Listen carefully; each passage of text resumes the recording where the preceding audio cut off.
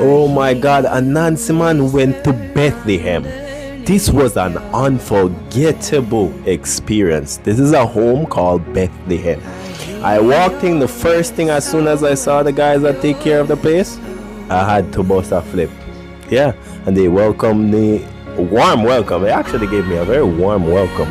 I walked in and I started meeting the kids. Oh my God. At one point, one of these kids ran to me and started dancing with me. I started performing for them, doing flips and stuff, and tell them, don't try this at home.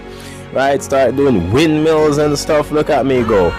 Like, I was going crazy. Them and the entire staff, everybody was enjoying this, including myself.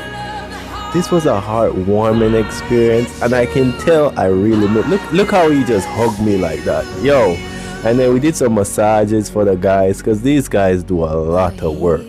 I know they're probably stressed out at this place. They probably just don't show it. But we took care of them. Everybody had a great time. It was a wonderful experience. And even more things happened.